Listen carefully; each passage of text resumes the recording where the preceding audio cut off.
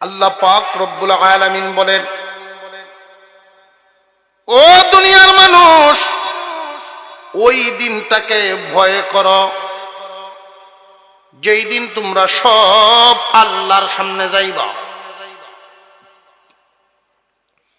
এমন কোন মানুষ নাই যেই মানুষ আল্লাহর সামনে যাবে না। তুমি মানলেও যাইতে হবে, আল্লাহকে না মানলেও যাইতে হবে।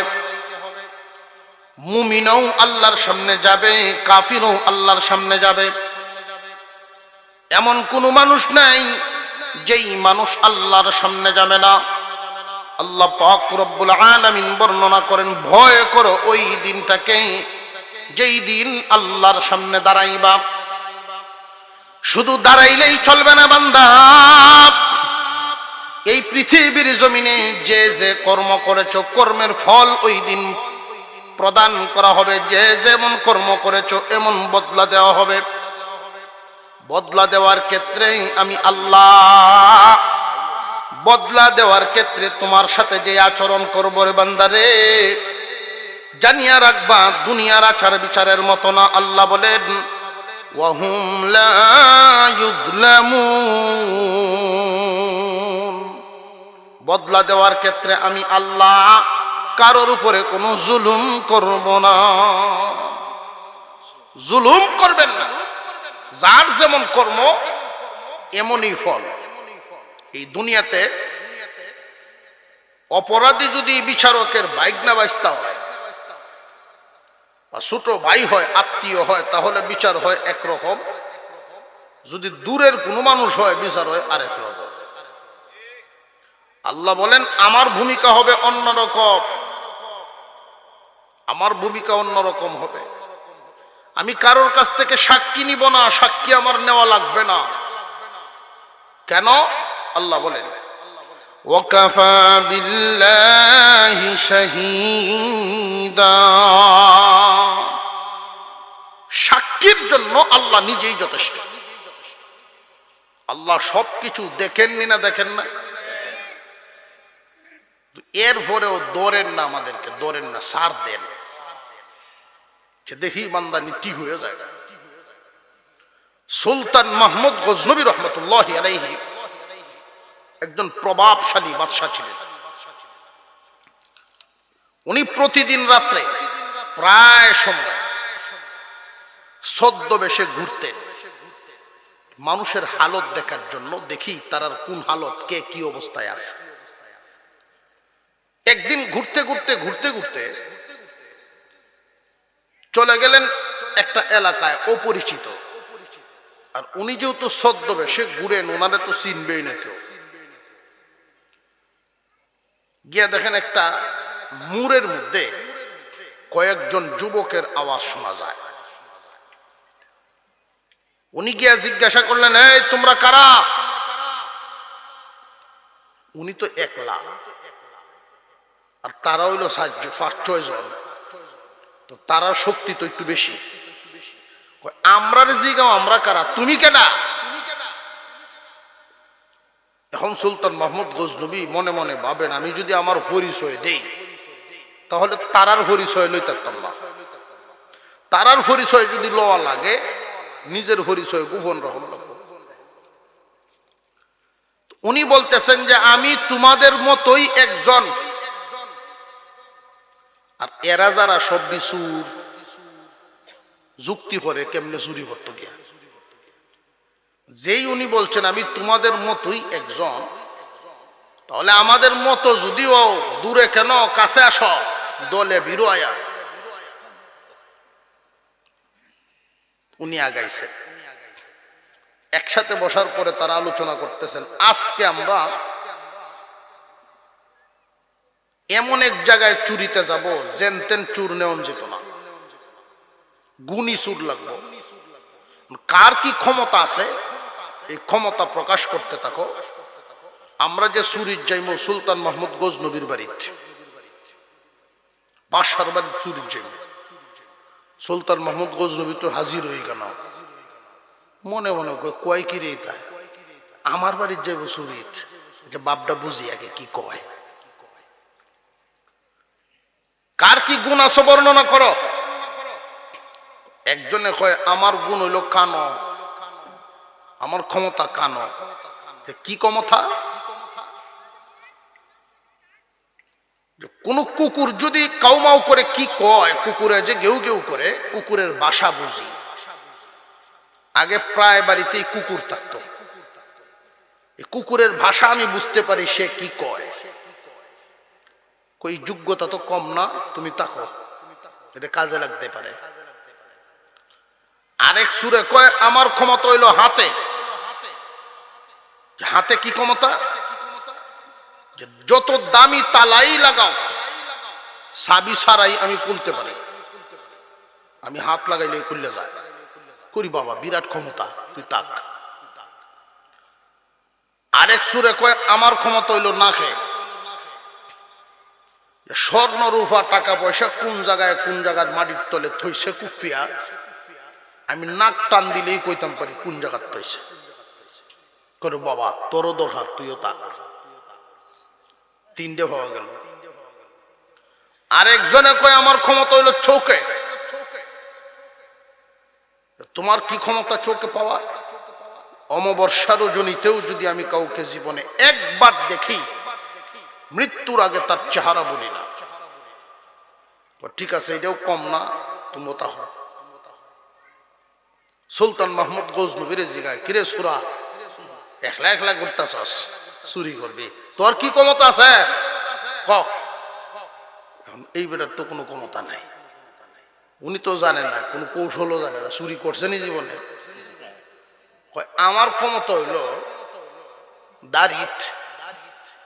দাড়িত কিতা? তোমরা চুরি করার গিয়া যদি সকলে ধরা ফুরে যাও আর কোনো সাজার রায় হইয়া যায়, এই সময় যদি আমি দাড়ি ডেলার মারি, সব মাফ। এখন সকলে আয়াফাও দূরে লেছে, তুই আমরা সভাপতি বেটা, আজকে সুরের চলো। সব একসাথে যাইতেছে। যেই সুলতান মাহমুদ গজনবীর বাড়ির গেট পর্যন্ত গেল, কুকুরের গেউ গেউ আওয়াজ শুরু হয়েছে।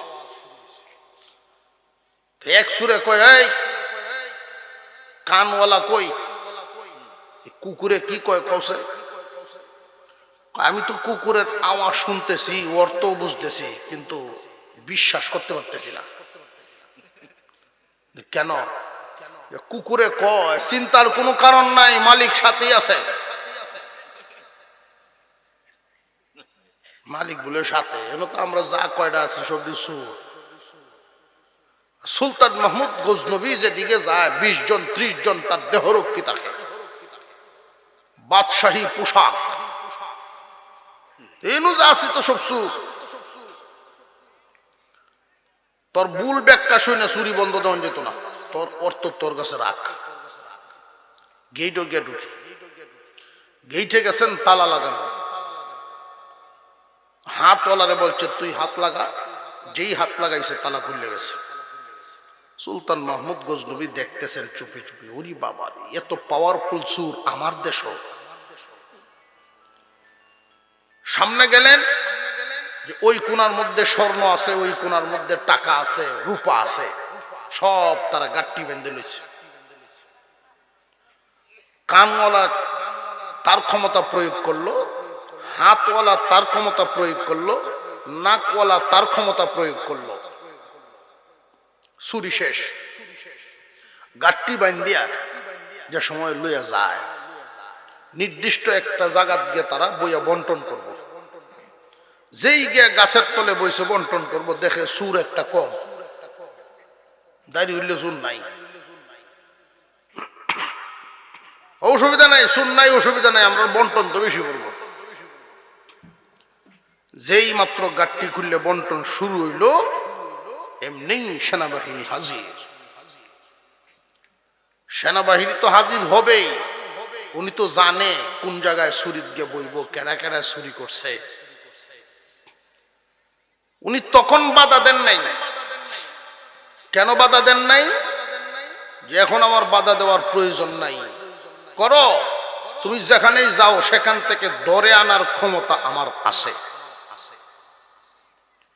সাধারণ একজনের বাড়ির যদি কোনো চুর ঢুকে, তাহলে উনি চেষ্টা করবো কেমনে তাড়াতাড়ি সুরটা ধরতে পারে, কারণ এইখানতে যদি বাইকে যায় তারে আর ধরা সম্ভব নাই। কিন্তু বাড়িটা যদি এমন হয় যে চতুর্দিকে বাউন্ডারি গ্লাস ফিটিং করা, রিমোট কন্ট্রোল মালিকের হাতে, তাহলে এই মালিক সুরে দৌড়ানি লাগতো না, যেদিকে যাও ঘুরতে থাকো, রিমোট তো আমার হাতে। এই পৃথিবীর জমিনে একজন মানুষ যাই করুক না কেন, যেখানেই যাক না কেন, ঘুরে ফিরে আল্লাহর সামনে হাজিরা দিতেই হবে। আল্লাহ আমাদেরকে বাধা দেন না, নিষেধ দেন না। কেন? যে যাই করো, আমি সব দেখি, আমি সব শুনি, তো এক সময় আমার সামনে হাজিরা দিতেই হবে। ওই সময় আসার আগে কি তওবা করো কিনা আমি সুযোগ দেই, আমি ছেড়ে দেই না, ছাড় দেই, দেখি তুমি কি শায়েস্তা হয়ে যাও কিনা। ভয় করো তোমরা ওই দিনটাকে, যেই দিন আল্লাহর সামনে হাজিরা দিবা। বান্দারে, এই দুনিয়ার জমিনে যে যেমন কর্ম করবা এমন ফল তোমাকে দেওয়া হবে। এই প্রতিদান দেওয়ার ক্ষেত্রে আমি আল্লাহ কারোর উপরে জুলুম করব না। অন্যায় কম করেছো সাজা বেশি দিব, বিষয়টা এমন হবে না। অন্যায় বেশি করেছো সাজা কম দেওয়া হবে, বিষয়টা কিন্তু এমনও হবে না। এই দুনিয়ার জমিনে পুলিশে যদি কোনো একটা ছেলেকে ধরে, পুলিশের ধরার পরে লক্ষ্য করে দেখবেন, যদি শুনে যে অমুক চেয়ারম্যানের হুত, তাহলে দেখবেন পুলিশের যেই আগের বাপটা আছেন কমে গেছি। আর যদি শুনে এটা সলিমুদ্দির হুত, কলিমুদ্দি, তাহলে থাপ্পড় দুইটা বাড়াইয়া দেয়। আল্লাহ পাক বুঝায় দিলেন, তুমি কার সন্তান কার নাতি আমি আল্লাহ এটা দেখব না, তোমার অপরাধ যেমন সাজাও হবে এমন। কারোর উপরে কোনো জুলুম করা হবে না, কাউকে ছাড়ও দেওয়া হবে না। আল্লাহর পয়গম্বর এই আয়াতের সাথে মিল করে হাদিস বর্ণনা করেছেন, ইন কানাত লাহু মাজলিমাতুন লিআখিহি মিন ইরদিহি আও শাইইন ফালইয়াতাহাল্লালহু মিনহুল ইয়াওম ক্বাবলা আল্লা ইয়াকুনা দিনারুন ওয়ালা দিরহাম। ইন কানা লাহু আমালুন সালিহুন উখিযাত মিন সাইয়্যাতি সাহিবিহি ফাহুমিলা আলাই। মহান পয়গম্বর বর্ণনা করেন, ওই দিনটা আসার আগেই মামলা শেষ করবা, যেই দিন দিনার এবং দিরহামের কোনো দাম থাকবে না। দিনার দিরহামের কোনো দাম পরকালে আসেনি। ওইখানে তো নেকির দাম, যার কাছে নেকি যত তার বিলাসিতা হবে তত। এই দুনিয়ার জমিনে টাকা পয়সা যার বেশি, বিলাসিতাও তার বেশি। কিন্তু আখিরাতে যার কাছে নেকি বেশি, বিলাসিতাও তত বেশি। নবীজি সাল্লাল্লাহু আলাইহি ওয়াসাল্লাম বলেন, যদি দিনার দিরহামের দাম থাকবে না, ওই দিন মামলা নিয়ে আল্লাহর কাছে হাজির হও, আল্লাহ পাক রব্বুল আলামিন ওই দিন মামলা শেষ করবেন, বিনিময়ে তোমার জরিমানা ধরবেন নেকি নেকি। কোন একজন মানুষকে তুমি জুলুম করেছ, এই জুলুমের বিচার হবে নেকির মাধ্যমে, নেকি দেওয়া হবে। কোন মানুষ যদি কোনো মানুষকে জুলুম করে থাকে, এই জুলুমের বিচার করা হবে তার নেকি তারে দিয়া। একজন মানুষ আর একজনকে জুলুম করেছেন, বিচার যখন হবে, জালিমের নেকি মজলুমকে দেওয়া হবে, জালিমের নেকি মজলুমকে দেওয়া হবে। এই দুনিয়ার জমিনে আমরা মনে করি কেউ যদি ঠকাইতে পারি তাহলে জিতছি। একজন আর একজন যদি ঠকায়, মনে করছে আমি জিতে গেছি। না, কাউকে ঠকাইলে জেতা যায় না, বরং আরো ঠকা লাগে, মারাত্মক ভাবে ঠকা লাগে। কাউরে ঠকায়া জিতা যায় না, বরং আরো মারাত্মক ঠকা লাগবে।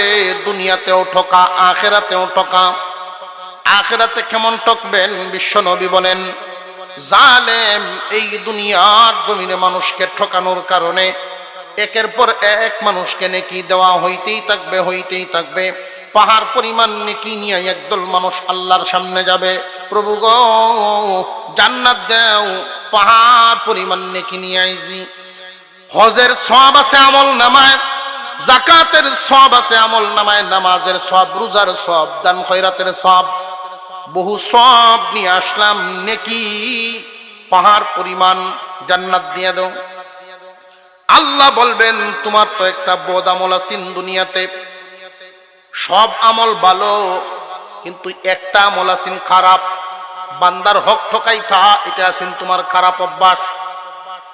আর আমি আল্লাহর কাছে তওবা করলেও এই গুনাহ আমি মাপ দেই না, কারণ তুমি মাপ চাইলে তোমারে যদি আমি মাপ দিয়া দেই তাহলে যারে ঠকাইছো তার উপরে আমার জুলুম হয়ে যায়। তুমি যে তারে ঠকাইলা আমি কেমনে মাপ দেই তোমার, এই জন্য আমি মাপ দিব না। দুইজন রে হাসরের মাঠে একত্রিত করব, একজনের সামনে আর একজনের বিচার করা হবে, ওই দিন মনের জ্বালা তার দূর হইব। আল্লাহ পাক রব্বুল আলামিনের দরবারে পাহাড় পরিমাণ নেকি নিয়ে যাবে একদল মানুষ, বান্দার হক ঠকাইনেওয়ালা মানুষ। অনেক হক ঠকাইনেওয়ালা আছে দেখবেন মসজিদের আগের কাতারের মুসল্লি, কিন্তু বইনের ওয়ারিশ ঠকায়া বই রয়েছে। আর একটু জোরে কর, বোনের ওয়ারিশ ঠকায়া ফেলছে আগের কাতারের মুসল্লি। হজ করে আইসা বসছে, তসবি 500 দানার গুড়া, 500 দানার যেই তসবি এটাও লইয়া বইছে। কাজ হবে না রে বান্দা, তুমি নেকি কামাইবা, এই পাহাড় পরিমাণ নেকি কিয়ামতের দিন আল্লাহর সামনে যেই দিন যাইবা, নবীজি হাদিস শরীফের মধ্যে বর্ণনা করেছেন, বোন মামলা দিবে, আল্লাহ আমার এই ভাই দুনিয়ার জমিনে আমারে ঠকাইছেন। কি ঠকাইছেন? যে আমরা একই বাবার সন্তান, 2 ভাই বোন। আব্বা 30 কের জমিন রেখে গিয়েছিলেন দুনিয়াতে, 20 কের ভাইয়ে পায়, 10 কের তো আমি পাই, 20 কের ভাইয়ে পান, 10 কের আমি পাই। পাইনি না? ভাই না, কিন্তু ভাইয়া আমার 10 কের দেন নাই, আমার ভাইয়া আমার 10 কের দেয় নাই, দিছে মাত্র 2 কের। তাও দিছে আবার বিলের তলাত, গাঙ্গের ভারো। হয়নি না? হয় না? আমার ভাই আমারে দেয় নাই।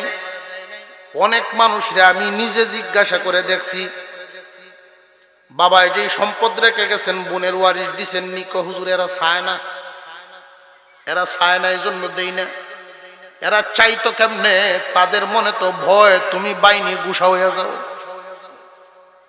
তোমার উচিত তার বাড়িতে নিয়ে যাওয়া, দেওয়ার আশায়। সত্যিকারের একজন মুমিনের কাছে পরের মালের বোঝা অনেক ভারী হয়। সত্যিকারের মুমিন পরের মালের বোঝাটা অনেক ভারী হয়। একদল স্বার্থবাদী মানুষ সমাজের মধ্যে আবার রটায়া দিছে, কয় ওয়ারিশ নিলে হয় না, ওয়ারিশ নিলে নাকি হয় না, ওয়ারিশ নাকি হয় না। আপনারা এলাকাতে আছেন এই জাতের কথা, ওয়ারিশ নিলে হয় না, এই জাতের কথাটি ছড়াইছে ওই মানুষগুলো যারা বোনরে ওয়ারিশ দেওয়া লাগবে, এরা ছড়ায়। কিন্তু রাত্রিবেলায় যখন বিবির সাথে বিছানায় যায়, তখন বউরে আবার কুসায়, তোরটা তুই বুঝ জানোস না কি লাগে। আমার কথা আপনারা বুঝেন? মতলববাজ মানুষ, কেউ কাউকে ঠকাইলে জিততে পারে না, বরং মারাত্মক ভাবে ঠকা লাগে। এক চালাক লোক বুকা মানুষের সাথে বন্ধুত্ব করছে। তার উদ্দেশ্য হইল এই ব্যাক কল রেলওয়ে কোনোখানো গেলে ঠগায় খাওন যায়। বাজারও গেছে একদিন, করলো দুইজনে ফল কাই কিনে, ফল একটা কিনছে, কি ফল? কাঁঠাল। কিনে যখন বইছে খাইতে, বাটপারে কয় আমি একটা ইনসাফের বিচার করি। কই ইনসাফের বিচার কিতা? যে আমরা অর্ধেক অর্ধেক দাম না দিয়া যে যেমন খাই মুই এমন দাম দিব।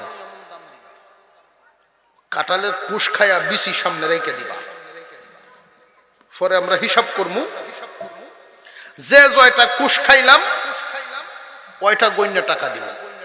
কইটা সুন্দর কথা। তো যেই মানুষটা সরল সহজ, কুশ এক একটা কায় সামনে তয়, এক একটা কায় সামনে তয়। আর বাটপারে করে কি, দুই বিসি সামনে তয়, 4 বিসি ফেরত দিলায়।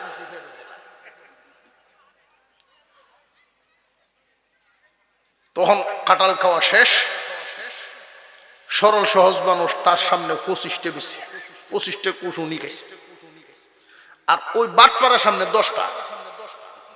কি ব্যাপার, আপনার দিয়ে বেশি কম খাইছস, তুই বেশি কম কি আমার তো না, পয়সা দেবে না। আপনি 10টা বেশি খাইলে মাত্র, আচ্ছা এইটার টেকা হাত দেওয়ান লাগতো না, 10টা করে আর কি তা নিব আপনার। তো কই আমি জানি তোর মন বড়, তুই নিতে না, যা পুরাটাই তো ঠকাই দিল। রাত্রে যখন বাড়িতে গেছে, বিবি সব বলতেছে ভাত খাবেন না, কয় না ফেডের হালত বালা না। বিসি সহ কুসকাইছে, বুড়বুড়ি বুড়বুড়ি ডাকতেছে পেটো। রাত্রে যখন শুইছে, ফেট তো ফুলছে। আধা রাত্রি ফেটো একটা ডাক দিয়া যখন হাজতে চাপ দিছে, কোন দিক থেকে কোন দিকে দৌড় দিছে, এর হুশ নাই। বদনা লইয়া বাড়ির সামনে জরুরত সারছে, কাম সাইডে দেখে নিজের ক্ষেত্রেই বই গেছি। আরে এই বেটা আউরো গেলে আরেকজনের জমিনে সাক্কাতে কুলুফ লয়, নিজের ক্ষেত্রটা লইতে চায় না, এমন হিসাবই লোক। যা কাম করছি তো করছি, নিজের মরিচ ক্ষেতের কোনাত গে কামটা বানাই লেছে। জরুরত সাইডে বাড়িতে আসছে, রাত্রে যখন শুইল, আকাশের অবস্থাটা খুব একটা সাজ বাইন্দে ডাক দিয়া বৃষ্টি যখন লামা দিছে, তার শরীরের মধ্যে একটা ঠান্ডা ঠান্ডা ভাব আইছে। তো বিবি সব করছেন কি, একটা খেতা উড়াই দিছেন, এক ঘুম দিছে বেটা সকাল 9টা পর্যন্ত। আর এই দিক দিয়ে সকালে বিবি ঘুম থেকে উঠিয়া ফুলা ফান্ডে ডাকতেছে, গুরুত্ব এই তোরা উঠ, গিয়া দেখ বাড়ির সামনে যে মরিচ ক্ষেত, যেই ডোল হইছে, পানি যদি বাজ্যা তাকে খেত, সব মরিচ নষ্ট হয়ে যাবে। ক্ষেতের আইলটা কাইটা দিয়ে পানিটা লামুক, আর যেই মরিচগুলো ফোরছে কুড়াই লই আস, টুকাই লই আস, চা ফুরুত্তা গেছে মরিচ উরিচ আনছে, পতলা কাডল বিচি লই আইছে। কই কাডল বিচি করতে আনছস? ক্ষেতের কোনার মধ্যে ভাইছিলাম, বৃষ্টির পানিতে ঢল তো ময়লা তো সাফ হয়ে চলে গেছে, খালি বিচি দি বলে গেছে। তো মায়ে কইলে তো বালা কামড়াই করছো, যা তোর বাপ রাত্রেও ভাত খাইছে না, শরীর জ্বর উঠছে, তো জ্বরের মুখ একটা বর্তা বানায় দি, মনে কটা ভাত খাইব না, যা।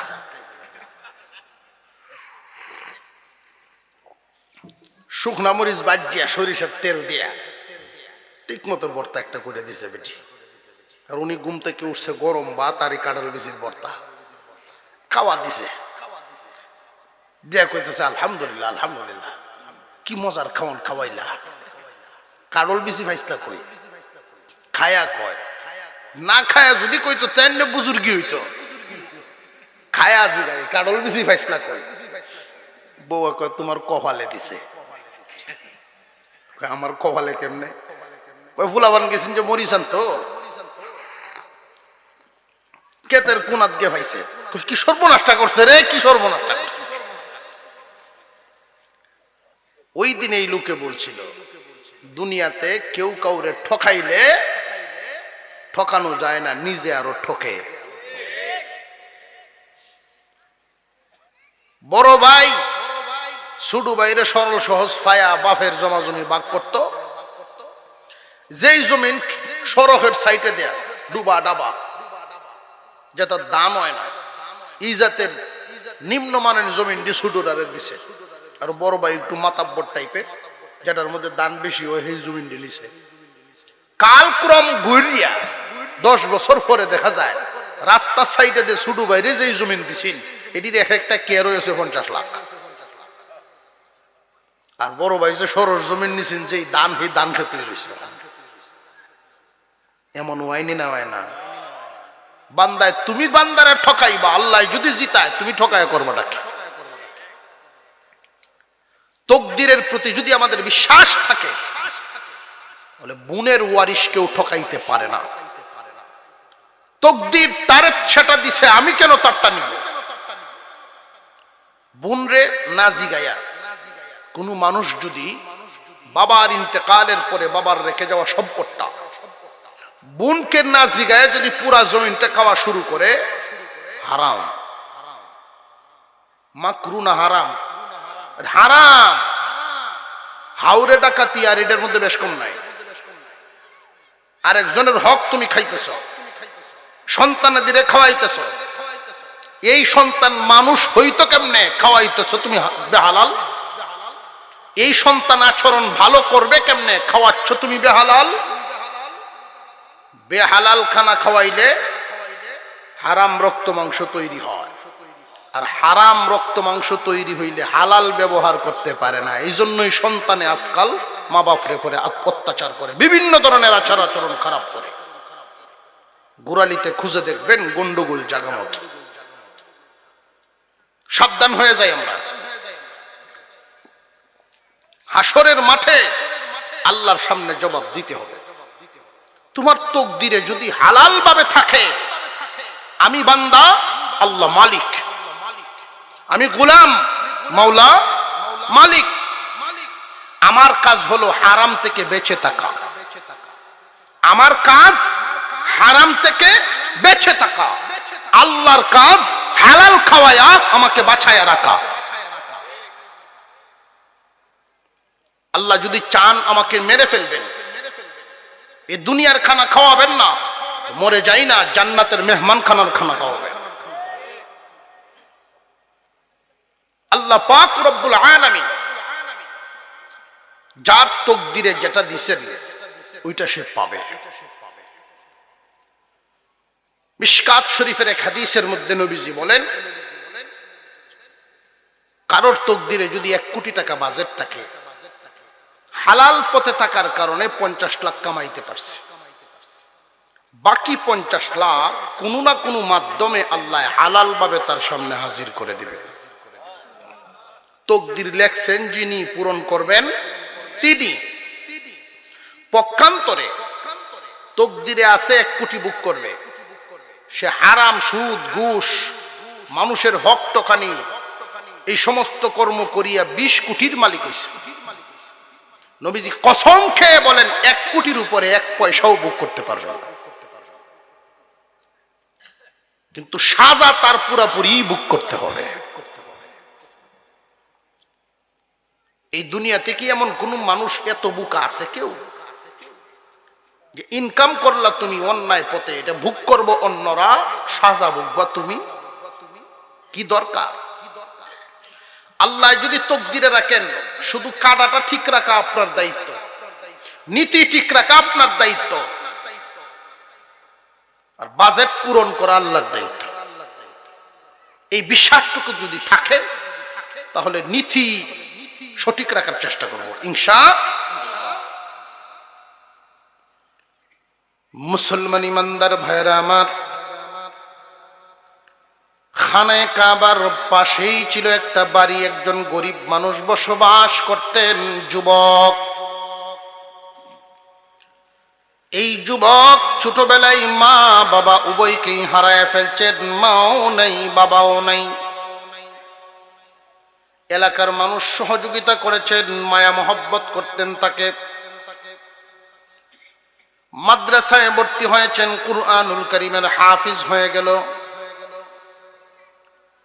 ছেলেটার নাম কাজী আবু বকর।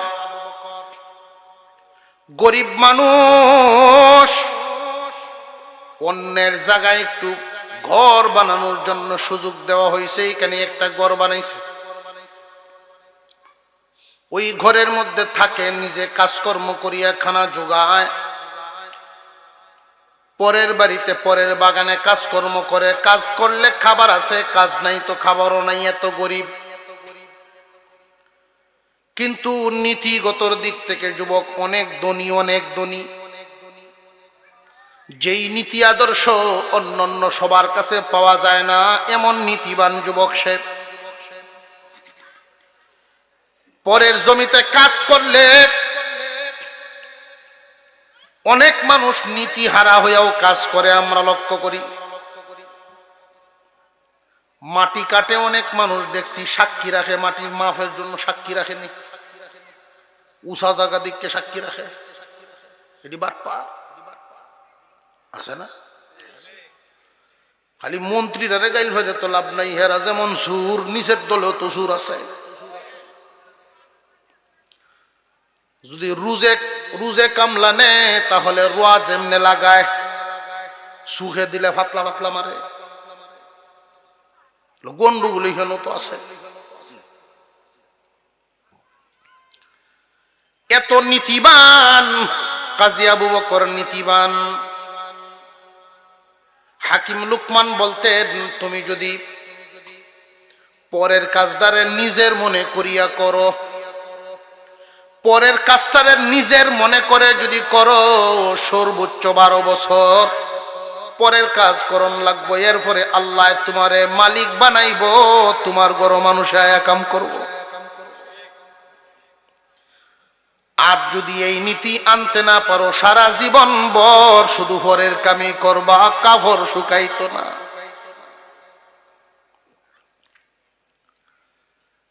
কাজী আবু বকর নীতিবান মানুষ, অনেক নীতিবান মানুষ। হজের মৌসুম শুরু হয়েছে, হঠাৎ করে দেখেন ওনার সামনে একটা ব্যাগ পড়ে রয়েছে, টাকার ব্যাগ। টাকার ব্যাগটা দেখে উনি হাতে উঠায় নিয়ে আফসুস করতেছে, না রে না জানি কেমন মালিকে হারাইছে। টাকার ব্যাগটার ভিতরে টাকা আছে, স্বর্ণ অলংকারও আছে, উপযুক্ত কিছু প্রয়োজনীয় কাগজপত্র আছে। লোকটার যেই অর্থনৈতিক অবস্থা বললাম, বর্তমান সময়ের মানুষের হাতে পড়লে নিজে নিজেই মাসলা দিল যে আমি যে কষ্ট বিষ্ট করে চলি, মনে হয় আল্লাহই বাউ করে দিছে। ফতুয়া বাইর করে। কিন্তু কাজী আবু বকর ঘুরতেছেন, পরের মালের বোঝা মুমিনের কাছে অনেক ভারী হয়। তাবুতে তাবুতে ঘুরেন, তাবুতে তাবুতে যান, হারাইছেননি কেউ কোনো টাকার ব্যাগ? কেউ স্বীকার করে না। কারণ আগের হাজি আর এখনের হাজির মধ্যে অনেক বেশ কম। আর একটু জোরে কম। 6 মাস পর্যন্ত শুধু বাজারে বাজারে ঘুরতে দেখতাম। আছেননি কোনো দোকানদার? পাওনাদার থাকলে নেন, পাওনাদার থাকলে লেনদেন সাফ করেন, পরিষ্কার করেন। কিন্তু এখনকার সময়ের মানুষ টাকা পয়সা নিজের জিম্মাদারির উপরে রাইখা, আগের হাজিগণ যাইতেন সব বন্টনাদি হক আদায় করার পর কাফনের কাপড় মনে করতেন এহরামের কাপড়কে, বিদায় নিয়ে যাইতেন। মনে এই আশা নিয়ে যাইতেন যে বিদায় যদি হয়ে যায় ওইখানেই শুয়ে থাকব। কিন্তু এখনকার হাজিগণ এই আশা নিয়ে যায় না। ছেলে মেয়ে বউ পরিবার পরিজন রে বাজেট দিয়া যায়, 50,000 দিয়া গেলাম, 2 মাস 40 পরে তো আমি আইতে এসি কুরআন দিয়া। দেয়নি না, দেয় না। এই 50,000 দিয়ে 2 মাস চল, যে চেক সই করে দে যাও। চেক লাগে কেন লাগে না, আমি তো আইতে আসি। কাজী আবু বকর ঘুরতেছেন টাকার ব্যাগ নিয়ে, কোনো মালিক পাওয়া যায় না, মালিক পায় না। 1 দিন চলে গেল, 2 দিন চলে গেল, 3 দিনের মাথায় ওনার কাজ নাই, খাবার নাই, শরীরের অবস্থাও দুর্বল হয়ে গেছে। হাঁটতে গিয়ে পায়ে পায়ে বাড়ি লেগে যায়, পেট পিঠ একত্রিত হয়ে যাইতেছে। এরপরেও এই পরের মালের প্রতি কোনো লোভ করে না, মালিকেই খুঁজে, মালিকেই খুঁজে। হঠাৎ করে পাওয়া যায় একজন বুড়া মানুষ, পেরেশান চেহারা, এলোমেলো চুল নিয়ে আগায় আসতেছেন। কে রে বাবা? আমি একটা টাকার ব্যাগ হারায় ফেলছি, আমার ব্যাগের নমুনা এইরকম টাকার ব্যাগের ভিতরে আছে এই জিনিস, হুবহু মিলে গেল। কাজী আবু বকর, ইন্না লিল্লাহ, আমরা একটু জিকির করি, লা ইলাহা ইল্লাল্লাহ, লা ইলাহা ইল্লাল্লাহ, লা ইলাহা, লা ইলাহা ইল্লাল্লাহ, লা ইলাহা ইল্লাল্লাহ, লা ইলাহা ইল্লাল্লাহ, লা ইলাহা, লা ইলাহা ইল্লাল্লাহ, লা ইলাহা ইল্লাল্লাহ, লা ইলাহা ইল্লাল্লাহ, লা ইলাহা ইল্লাল্লাহ, লা ইলাহা ইল্লাল্লাহ, মুহাম্মাদুর রাসূলুল্লাহ। কাজী আবু বকর মুরব্বির সাথে যখন সাক্ষাৎ করেছিলেন, টাকার ব্যাগটা হাতে উঠায়া দিলেন। মুরব্বি মানুষ খুশি হইয়া তারে কিছু হাদিয়া দিবার চাইলেন। রে যুবক, তোমাকে আমি খুশি হয়ে এই হাদিয়া দিলাম, এটা গ্রহণ করো। কাজী আবু বকর বলেন, মাফ করবেন, এই মুহূর্তে আমি কোনো হাদিয়া গ্রহণ করব না। কেন রে বাবা? হাদিয়া দেওয়া নেওয়া তো সুন্নত আমি জানি, হ্যাঁ এটা আমিও জানি, কিন্তু এই মুহূর্তে আমি কোনো হাদিয়া গ্রহণ করব না। কারণ কুরআনুল কারীমের ভিতরে আল্লাহ বলেছেন, সবরকারীর বদলা দিবেন আল্লাহ, বিনা হিসাব বেহিসাব দিবেন। আমি আল্লাহর কাছ থেকে বদলা পাওয়ার আশায় রইলাম। আপনি হাজী সাহেব শুধু আমার জন্য দোয়া করবেন। এই হাজী সাহেব কাজী আবু বকরের চেহারার দিকে তাকায় রইলেন। এই বয়সে, এত কম বয়সের যুবক এত বড় তাকওয়াওয়ালা কেমনে হইল? পরের মালের প্রতি কোনো লোভ নাই, মজবুত নীতিবান। কাজী আবু বকর বুড়া মানুষের মন জয় করে ফেললেন, টান দিয়া বুকের সাথে জড়ায়া তার জন্য দোয়া করে আলাদা হয়ে গেলেন। মুরব্বী চলে গেলেন তার দেশে, কাজী আবু বকর রয়ে গেলেন তার দেশে। বহুদিন পরে কাজী আবু বকর একটা কাফেলা জোগাড় করে দিনের দাওয়াতের জন্য রওনা দিলেন পানিপথে। পানিপথে যখন রওনা দিলেন, হঠাৎ করে ঢেউয়ের কবলে পড়ে লন্ডভন্ড হয়ে গেছে তাদের সেই নৌকাটা। কে কোন দিকে গেল কারোর কোনো হদিস নাই। কাজী আবু বকর বেহুশ হালত, একটা তক্তার উপরে ভর করে ঢেউয়ের তালে তালে যাইতে যাইতে উনি গিয়া একটা দ্বীপের মধ্যে লাগলেন। দ্বীপের মানুষ তারে উঠাইয়া সেবা যত্ন করিয়া তারে হুঁশ ফিরাইল। সব জানতে পারলেন যে এই দ্বীপের বেশিরভাগ মুসলমান নতুন, বেশিরভাগই নতুন মুসলমান, তারা নামাজ জানে না, সূরা কেরাত জানে না। কাজী আবু বকর নিয়ত করলেন কিছুদিন সেখানে থাকবেন। প্রতিদিন সকাল বেলায় ছোট ছোট বাচ্চাদেরকে কুরআনুল কারীম শিক্ষা দেওয়া শুরু করে দিল। প্রত্যেক দিন বিকাল বেলায় মাগরিবের নামাজের পরে মুরব্বীদেরকে প্র্যাকটিক্যাল নামাজ শেখানো শুরু করলো।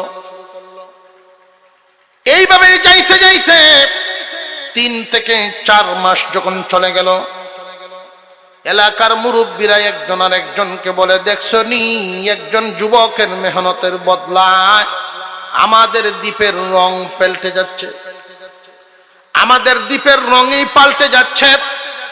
বেনামাজি নামাজি হয়, কোরআন পড়া জানতো না, সূরা কেরাত এখন শিখা শুরু হয়েছে। মুরব্বীগণ একজন আর একজনকে বলে, লো আমরা একটা কাজ করি। কি কাজ? এই যুবককে আমাদের দ্বীপে রেখে দেওয়ার চেষ্টা করি। স্থায়ীভাবে যদি এই যুবককে রাখতে পারি, এক যুবকের মেহনতের উসিলায় আমাদের পুরা দ্বীপটাই সোনালী হয়ে যাবে। আমরা তারে রাখার ব্যবস্থা করি। এই যুবককে রাখার জন্য তারা যুবকের সাথে আলোচনায় বসলো। যুবক রে, তোমার বাড়িতে কে কে আছে আমাদেরকে বলো। কাজী আবু বকর বলেন, আমার আপন বলতে কেউ নাই, মা নাই, বাবা নাই, আপন ভাই বোন বলতে নাই। তুমি কি থাকবে নাকি আমাদের দ্বীপে? আমরা চেষ্টা করছি তোমাকে একটা মেয়ে বিবাহ করায়া দিয়া পরিবার গঠন করা, ওইখানেই আমরা রেখে দিতে তোমার দ্বারা দিনের অনেক ফায়দা হবে আবু বকর। কাজী আবু বকর বলেন, আমি রাজি আছি, তবে খেয়াল রাখবেন যেই মেয়েটা আমার জন্য বিবি হিসাবে তালাশ করবেন সে যেন দিনদার হয়। আল্লাহর পয়গম্বর বলেছেন, দিনদার মেয়ে, দিনদার মহিলা উম্মতের পুরুষদের জন্য নিয়ামত। দিনদার একজন মহিলা উম্মতের পুরুষদের জন্য নিয়ামত। আর ফিতনাবাজ নারী উম্মতের পুরুষদের জন্য গজব। নারী ফিতনাবাজ হয় তিনটা দোষের কারণে, আর নারী নেককার দিনদার হয় তিনটা দোষ থেকে বেঁচে থাকার কারণে। এক নাম্বার, যে সমস্ত নারীরা বেপর্দা হয় তারা ফিতনাবাজ। হাজার হাজার উম্মতকে গুনাহগার বানায়া দেয়। ফিতনাবাজ নারী কখনো বরের জন্য সাজে না, সাজগুজ যা করবে বরের জন্য করে না, সব সময় পরের জন্য করে। বরের জন্য কোনোদিন ফিতনাবাজ নারী সাজে না, পরের জন্য সাজে। রাস্তাঘাটে বিয়ে শাদী অনুষ্ঠানে গেলে সাজে। আর নেককার দিনদার নারী পরের জন্য সাজবে না, বরের জন্য সাজবে এশার পরে বিছানায় যাওয়ার আগে। দুই নাম্বার দোষ, যে সমস্ত নারীরা বেসবরি হয়, অতি বিলাসী, অতি চাহিদা সম্পন্ন নারী, এরা উম্মতের জন্য রহমত নয়, উম্মতের জন্য গজব হয়। এমন গজব, স্বামীর ইনকামের দিকে তার নজর দিবে না, শুধু তার চাহিদাই পেশ করতে থাকবে। পাশের বাড়িতে অমুক বাবির 10টা শাড়ি, আমার বড় বোনের 15টা শাড়ি, তুমি আমারে কি দিছ? এই জাতের খুসাকাছি সব সময় স্বামীকে প্রেসার দিতেই থাকবে, দিতেই থাকবে। স্বামী বাধ্য হয়ে সুদের দিকে পা বাড়াবে, ঘুষের দিকে পা বাড়াবে, অন্যায়ের দিকে পা বাড়াবে। আল্লাহর নবী বলেন, এই জাতীয় অতিবিলাসী নারীরা আমার উম্মতের পুরুষদের জন্য রহমত নয়, এরা হইল গজব। একজন নেককার নারী স্বামীর সামনে পেশ করবে, প্রয়োজনে আমার একবার খানা খাওয়াইবেন, তবু হালাল খাওয়াইন। প্রয়োজনে আমাকে বছরে 2টা কাপড় দিবেন, তবু হালাল পয়সা দিয়ে দিয়েন। এটা নেককার নারীর লক্ষণ। 3 নাম্বার দোষ, ফিতনাবাজ নারী ঝগড়াটে হয়। কথার লাগাল পাইলেই দেখবেন সারাদিন শুধু কাজও করে মুখও চলে, কাজও করে মুখও চলে। এটা FM রেডিওর মতো বাজতেই থাকে। কিন্তু নেককার নারী, দিনদার নারী ঝগড়া শুনলে ভয় পায়, কথাকে শুধু কমাইতে চাইবে। স্বামী যদি জোরে আওয়াজ দেয়, দিনদার নারী তারে থামাইবো, আস্তে কও, মানুষে শুনবো। কাজী আবু বকর বলে, এলাকার মানুষ আমার জন্য নেককার নারী পাইলে আপনারা দেখেন, কিন্তু ফিতনাবাজ নারী আমি গ্রহণ করব না। ফিতনাবাজ নারী মনে থাকবো না যুবকগণ, নাকি খালি জিলমিলে দেখতে ফিসেতে দৌড়বা? খুব সাবধান, জিন্দেগি নষ্ট হয়ে যাবে, জীবন কয়লা। দোয়া ছায় আমার কাছে, দোয়া ছায়। হুজুর দোয়া করুন যে খুব ঝামেলা চলতেছে, গড্ডাত শান্তি নাই। আমি বলছি, শ্বশুর বাড়ি কোনানো বউ দেখছিলা কেমনে? হুজুর পছন্দ তো রাস্তাত করছিলাম। রাস্তা পছন্দ করছো, শান্তি আইব কেমনে? রাস্তার যারে তুমি পছন্দ করছো এটা ভোটদান ঠিক না বেভোটদান ফইলেই ভেস লাগিয়ে থাকে।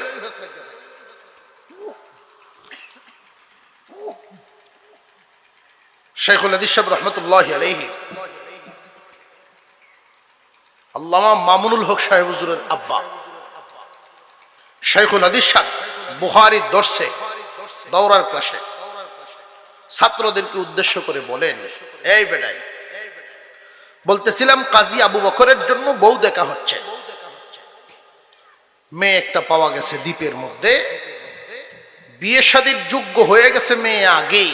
এই মেয়েটাও দিনদার স্বামীর অভাবে বিয়ে বসে না। অনেক ধনী বাবার সন্তান, সেও দিনদার স্বামীর অভাবে সে স্বামী বিবাহ করে না। মুরব্বীরা দুজনকে একত্রিত করায় বিবাহ বন্ধনে আবদ্ধ করে দিলেন। বাসর রজনীতে যেই দিন দুইজনের সাক্ষাৎ হয়, বড় আজীব ঘটনা। বাসর রজনীতে কাজী আবু বকর মেয়েটার চেহারার দিকে তাকায়া আশ্চর্য হয়ে গেল। যেমন সুন্দরী তেমন সুসজ্জিত হয়েছে আজকে, স্বর্ণ অলংকারে ভর্তি। বারবার স্বর্ণগুলোর দিকে কাজী আবু বকর তাকায়। দিনদার মেয়ে, নেককার মেয়ে জিজ্ঞাসা করে, স্বামী হে, স্বর্ণ বুঝি আপনার কাছে বড় শখ? এই স্বর্ণগুলো বারবার দেখতেছেন, কারণ কি? রে বিবি, তোমার গলার যেই হারটা, এটা আমার কাছে বড় চিনা চিনা লাগতেছে। এই হার তুমি কই পাইছো? এবার মেয়েটার চোখে পানি আইসা গেছে। স্বামী হে, আমার আব্বা আজ থেকে কত বছর আগে হজ করতে মক্কায় গিয়েছিলেন। এই হার তিনি সেখানে কিনছিলেন, ব্যাগ সহ হারায় ফেলছিলেন। মক্কা নগরীর একজন যুবক, আল্লাহর ওলি যুবক, এই যুবককে পাইয়া আব্বার হাতে উঠাইয়া দিছিলেন, বিনিময়ে কোনো হাদিয়া পর্যন্ত নেন নাই। এই যুবকের কাজ দেখে আমার আব্বা এতটা খুশি হয়েছিলেন। আব্বা যতদিন জিন্দা ছিলেন এমন কোনো দিন নাই যুবকের জন্য দোয়া করেন নাই। আমাকে মাঝে মাঝে বলতেন, মারে তোর দিনদারির চলাফেরা দেখা আমার কাছে মনে হয় মক্কা যদি আমার বাড়ির কাছে হইতো, এই যুবককে আইনা তোমারে তার হাতে আমি উঠাইয়া দিতাম। কাজী আবু বকরের চোখ দিয়ে পানি পড়া শুরু হয়ে গেছে। উনি বলতেছিলেন, আল্লাহ, সবরকারীর বদলা তুমি দিবা, কিন্তু এইভাবে দিবা আমি কল্পনা করি নাই। বিবিরে, সেই যুবক আর কেউ নয়, আমি কাজী আবু বকর। আল্লাহ বদলা দিলে দিতে পারেননি না পারেন না। তোমার কাজ তোমার নীতি ঠিক রাখা, আল্লাহর কাজ আল্লাহর তকদির পূরণ করা। তোমার তকদিরে যা আছে তা পূরণ করবেন, লেখছেন যিনি, পূরণ করবেন তিনি। তুমি শুধু অন্যায় পথে পা বাড়ানো বন্ধ করে দাও, আরেকজনের হক নষ্ট করা বন্ধ করে দাও, হারাম খাওয়া বন্ধ করে দাও। হয়তো আল্লাহ তোমাকে মাঝে মাঝে পরীক্ষা করবেন, আপদ বিপদে ফেলায়া তুমি কোন ধরনের ইমানদার। পরীক্ষায় পড়লে তুমি ফেল করিও না, ধৈর্য ধরিয়া বৈশা থাকো, আল্লাহ তোমাকে উত্তীর্ণ করাইবে। আল্লাহ যেন আমাদেরকে আমলের তৌফিক দান করেন, বলুন আমিন। আরো জোরে বলেন আমিন। আমাদের যাদের ওযু ইস্তেঞ্জার প্রয়োজন, আজান হয়ে গেছে, বিভিন্ন মসজিদে আজান হবে। আমাদের ওযু ইস্তেঞ্জা লাগলে সেরে নেই, সময় মতো জামাত করে নেই। আল্লাহ পাক যেন আমাদেরকে আমলের তৌফিক দেন। আমি আপনাদের কাছে দোয়া চাই, আপনাদের জন্য দোয়া করি। এই মাহফিলকে আল্লাহ কবুল করেন। ওয়া আখিরু দাওয়ানা আনিল হামদুলিল্লাহি রাব্বিল আলামিন।